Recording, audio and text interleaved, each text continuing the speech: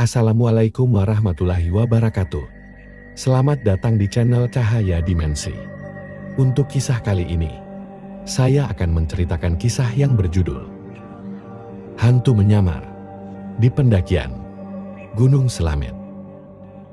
Di mana kisah ini saya ambil dari cerita yang ditulis oleh akun Twitter yang bernama @ekatdai.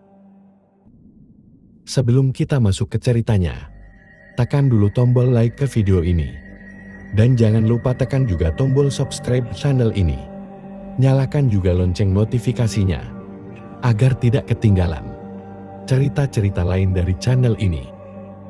Bagaimana kisah kali ini? Langsung saja kita masuk dalam ceritanya.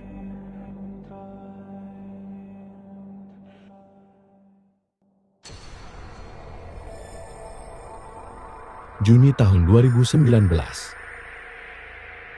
Aku bersama 7 rekanku yang beranggotakan 6 orang laki-laki dan 2 orang perempuan. Rombonganku pada saat itu masih siswa SMK semua, yang mayoritas laki-laki semua. Dan pada saat itu kelas 12. Dan yang perempuan semua kelas 11. Semua anggota sebelumnya sudah pernah naik gunung.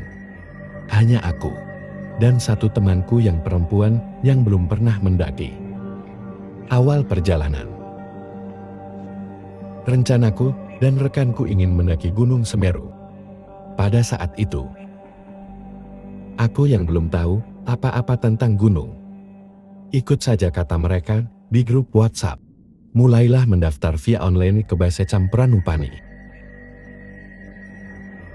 Saat itu, pada tanggal 26 sampai 30 Juni rencana kami melaksanakan pendakian. Ternyata pada hari itu juga sudah penuh untuk kuota pendakian Gunung Semeru.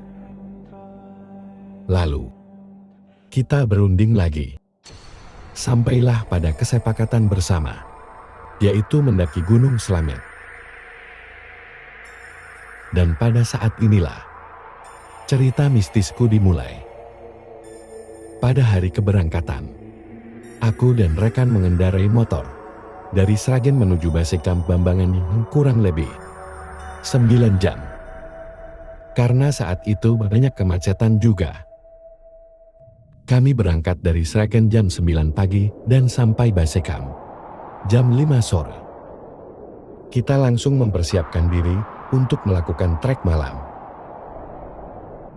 Aku yang baru pertama kali merasakan cuaca Basecamp gunung yang sangat dingin sempat ragu.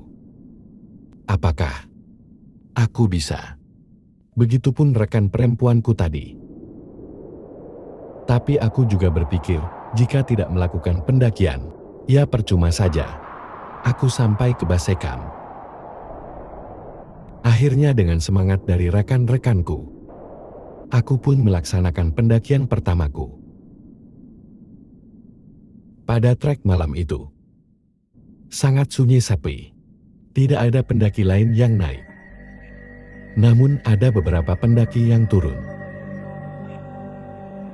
Suara daun dan ranting yang bergesekan cukup membuat bulu kutuku berdiri.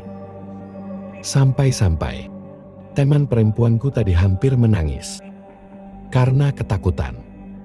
Tapi karena teman lainnya memberikan semangat, akhirnya dia memberanikan diri untuk melanjutkan pendakian. Saat perjalanan, tiba-tiba satu rekanku yang paling berpengalaman menyuruh kita semua untuk berhenti sejenak. Entah kenapa, dia menyuruh kita berhenti. Dia hanya berkata, "Kita berhenti dulu. Ada yang mau lewat." Padahal saat itu sama sekali tidak ada yang lewat. Aku semakin ketakutan. Yang aku lakukan hanya berzikir dan berzikir.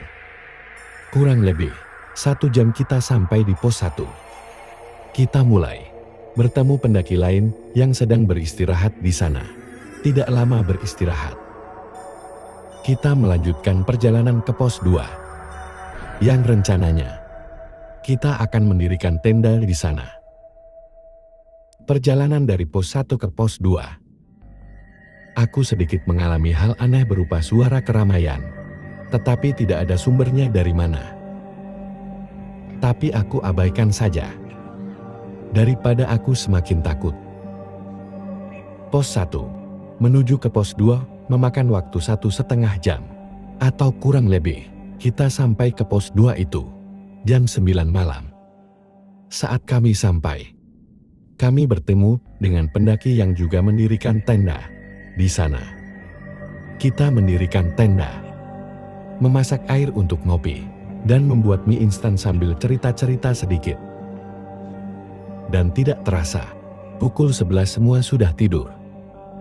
Keesokan harinya, sebelum kami melanjutkan pendakian, aku sempat bercerita sedikit dengan pendaki yang juga mendirikan tenda di pos 2 itu, yang ternyata dia adalah salah satu porter di Gunung Slamet.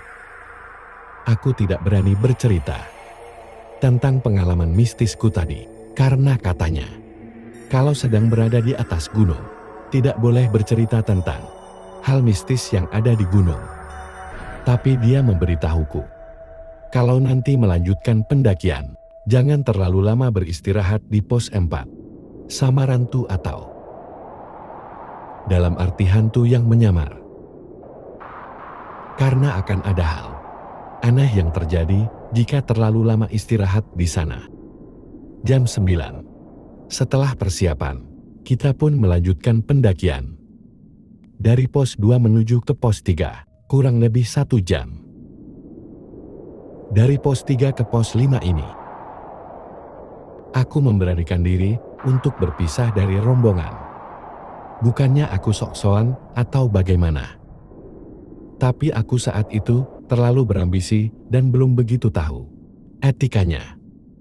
Dan aku juga penasaran bagaimana wujud dari pos 4. Setelah memisah dari rombongan, aku beristirahatlah di bawah pohon, sambil menunggu teman-teman untuk bersama-sama menuju ke pos 4. Dan saat temanku datang, aku bertanya, masih jauhkah pos 4-nya? Mereka menjawab, loh, tadi kan kamu sudah lewat. Bagaimana sih? Aku bingung. Kapan aku melewatinya? Perasaan tidak ada plakat pos sama sekali tadi. Dan datanglah nenek-nenek sambil membawa sikat kayu yang akan naik ke atas. Sedikit bercerita, kalau nanti di pendakian, saat beristirahat bertemu gagak, kalian harus segera melanjutkan pendakian. Karena itu artinya, kalian sedang tidak aman. Lalu, aku bertanya, pos 4 sudah lewat ya, Nek? Nenek pun menjawab sudah. Kamu tadi kan sudah lewat, Nenek. Lihat kok tadi. Aku langsung terdiam sambil bergumam dalam hati. Perasaan dari tadi tidak ketemu pendaki atau orang sama sekali.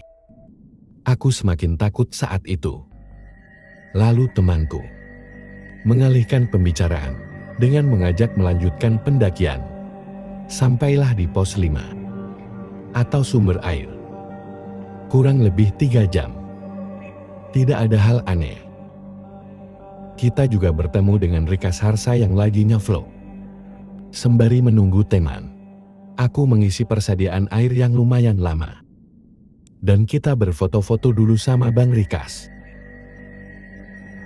Setelah temanku sudah selesai mengisi air dan perjalanan pun berlanjut ke pos 6 yang kurang lebih 1 jam. Kami istirahat lumayan lama di pos 6. Karena memang kondisi masih siang. Lalu lanjut ke pos 7 yang merupakan batas kamp terakhir. Kita juga akan memulai summit pada malam hari. Tidak terasa, jumlah tenda yang awalnya hanya ada rombonganku menjadi penuh di pos 7 itu. Pada malam hari, hal yang paling aku takutkan ternyata terjadi, yaitu kebelet kencing.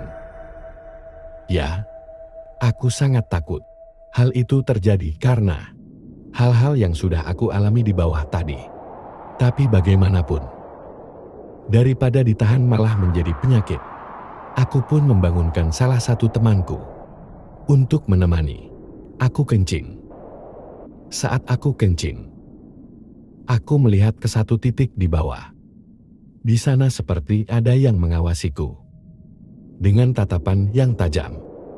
Aku pun langsung membuang pandangan dan segera kembali ke tenda untuk melanjutkan tidur. Malam telah berlalu.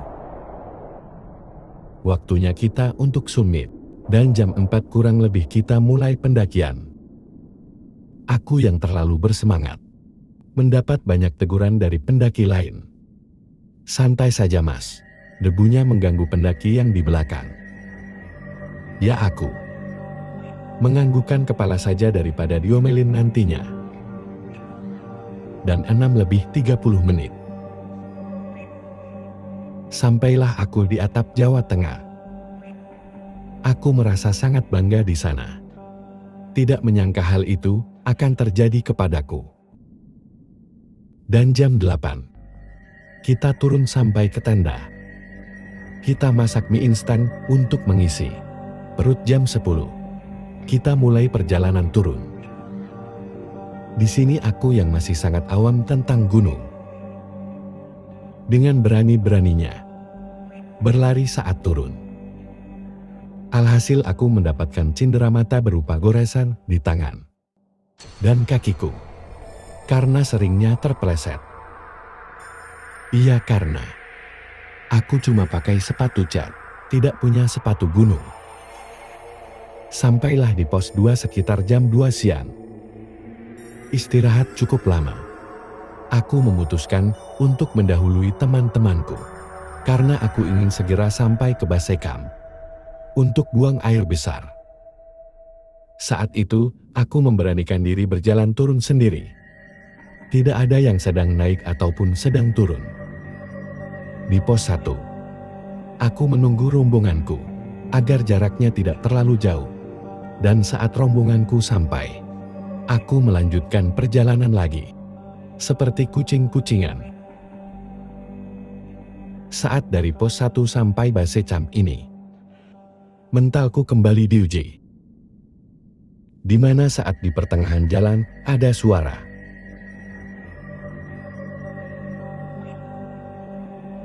Aku pun menengok ke arah kanan jauh.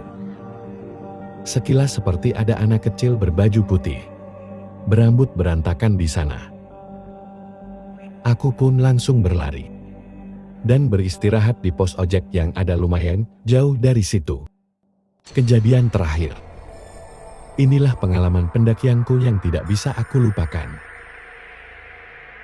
Kembali ke cerita. Menunggu agak lama. Rombonganku pun datang. Dan kita melanjutkan perjalanan ke base camp. Yang hanya sebentar. Sampai base camp sekitar jam 4 sore. Tidak lama 6 kurang lebih.